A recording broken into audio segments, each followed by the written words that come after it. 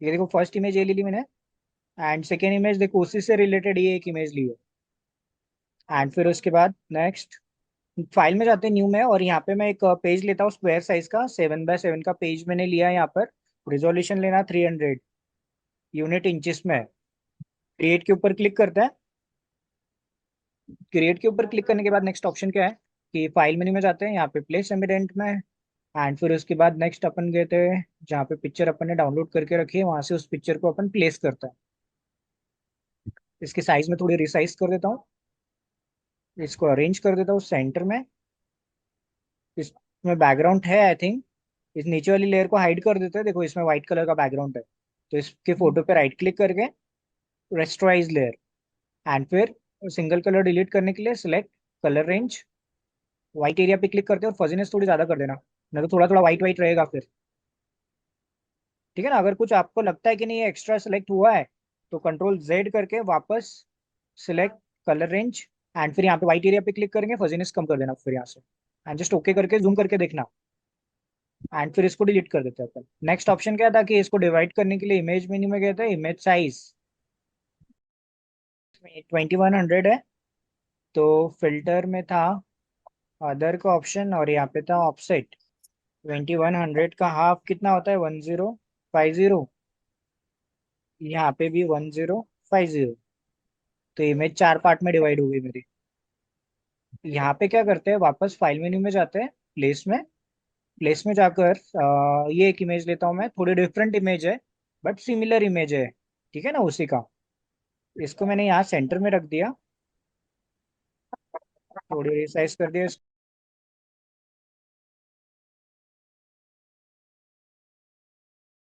अभी ये इमेज को ना मैंने यहाँ पे सेंटर में रखा है। इसमें भी वाइट कलर है आई थिंक। तो इसमें राइट क्लिक करके रेस्टराइज लेयर, सेलेक्ट मेन्यू में गए, कलर रेंज में गए, बैकग्राउंड के ऊपर क्लिक करके इसको ओके कर देंगे। और इसका बैकग्राउंड डिलीट कर देते हैं फिर। अभी नीचे वाला जो हाँ बैकग्राउंड सर। लेयर दिख रहा है ना, उसको मैं डिलीट कर देता हूँ, देखो। अभी थोड़े न्यू ऑप्शन समझते हैं। अभी मुझे इसमें बेस में कलर करना है। ठीक है। तो बेस में कलर करने के लिए बैकग्राउंड तो था ही already, directly paint bucket tool लेके कर सकते थे अपन कलर। ठीक है, एक वो ऑप्शन हो गया। दूसरा ऑप्शन कौन सा है कि मैंने बैकग्राउंड डिलीट कर दिया, और यहाँ पे देखो नीचे कैमरा का ऑप्शन दिख रहा है, ये ऐड लेयर मास्क करके। जस्ट उसी साइड में ना यहाँ पे create knew all adjustment layer का ऑप्शन दिया है, ये वाला फोल्डर के साइड में। इसमें सबसे फर्स्ट एक ऊपर एक ऑप्शन आता है सॉलिड कलर। ठीक है ना, सॉलिड कलर मतलब सिंगल कलर। एंड यहाँ से क्या करेंगे अपन, इमेज के ऊपर क्लिक करते हैं, इमेजेस के कलर्स लेंगे। ठीक है ना, कलर्स वगैरह ऑलवेज। देखो लेयर आ गई ना ऑटोमेटिक इसकी एक न्यू। इसकी लेयर को मैं नीचे शिफ्ट कर देता हूँ बिकॉज वो बैकग्राउंड है।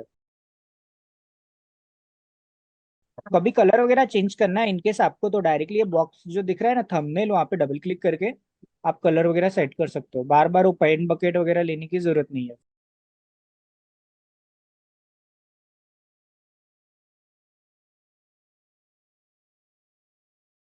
अभी देखो ये मैंने बैकग्राउंड कलर सेलेक्ट किया है इसमें। एंड ये दो लेयर राइट किया, एक इमेज सेंटर में है।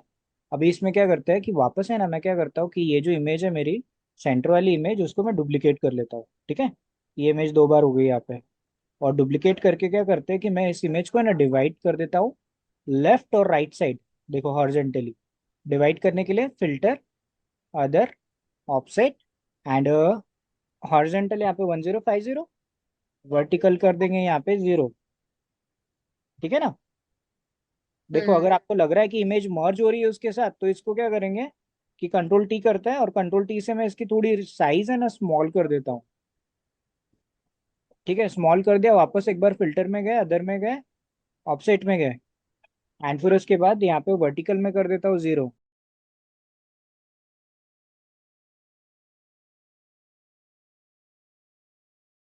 ओके कर देता हूँ यहाँ से। फाइल में गया था मैं, प्लेस में। और यहाँ पे ये एक इमेज ली वापस मैंने। इस इमेज को ना मैं थोड़ा रिसाइज कर देता हूँ। ये इमेज है ना मुझे वर्टिकली सेट करनी है, और यहाँ पे है ना टॉप बॉटम सेट करनी है। पहले हम्म। इमेज अपन ने चार पार्ट में डिवाइड की थी, वही सेम इमेज है यहाँ पे मेरे पास। इसको मैंने सेंटर में रखा। थोड़ा रिसाइज करना, रोटेट वगैरह भी करना है तो कर सकते हो आप अपने हिसाब से।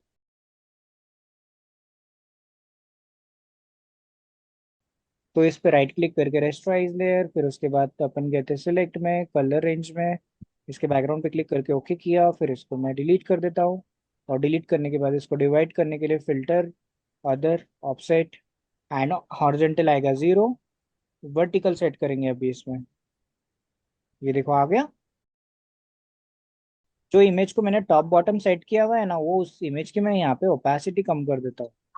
यहाँ पे मैंने उस इमेज को ट्रांसपेरेंट किया 24%।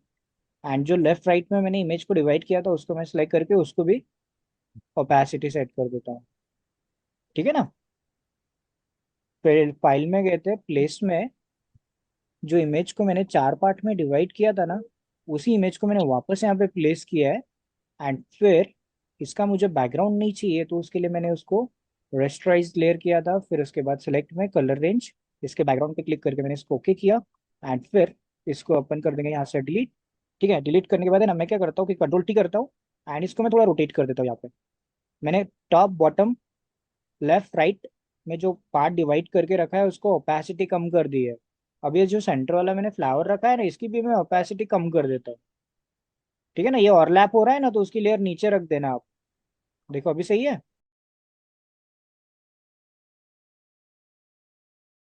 ये खाली एरिया जो दिख रहा है इसमें से जो मेन इमेज थी मेरी सेंटर वाली, कि ये आपकी सेंटर वाली मेन इमेज है, इस इमेज में से मैं जैसे क्विक सिलेक्शन टूल लेके क्या करता हूँ कि इतना पार्ट मैंने ये फ्लावर का सिलेक्ट कर लिया।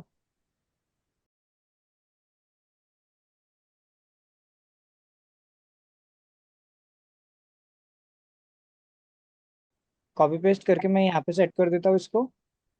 वापस नीचे वाली लेयर सिलेक्ट की मैंने, और यहाँ पे मैं सिलेक्शन करता हूँ। सिलेक्शन करके control C control V control T, इस इमेज को मैं रख देता हूँ यहाँ पर। इसी को अपन डुप्लीकेट करके, कभी भी इमेज को डुप्लीकेट करते हो तो एक चीज याद रखना कि उसका सेम एंगल नहीं होना चाहिए, उसका एंगल कोई और साइज थोड़ी डिफरेंट।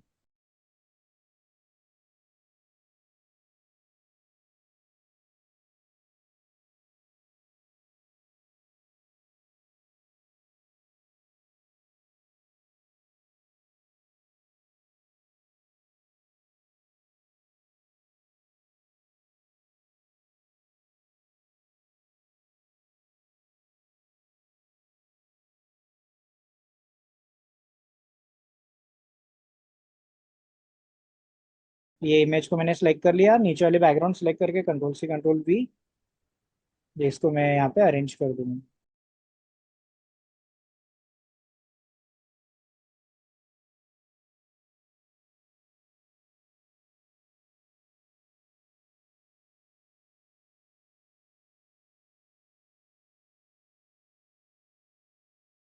ये नीचे वाली लेयर सेलेक्ट की मैंने बैकग्राउंड लेयर, उसमें अब कोई कोई लाइट डार्क करना हो तो फिर अपन क्या करेंगे कि यहाँ से मैंने डॉट्स टूल लिया।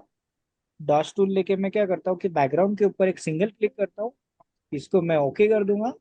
एंड फिर यहाँ पे मैं, एक चीज याद रखना कि जो ब्रश है ना वो ऐसे कॉर्नर पे मत क्लिक करना, लाइट करना, ठीक है ना। ब्रश वगैरह जो है वो इनसाइड में होना चाहिए, कि मैंने यहाँ पे लाइट किया, नहीं तो क्या होगा कि जब अपन उसको डिफाइन पैटर्न करेंगे ना, तो वो लाइट एरिया में लाइन आ जाएगी।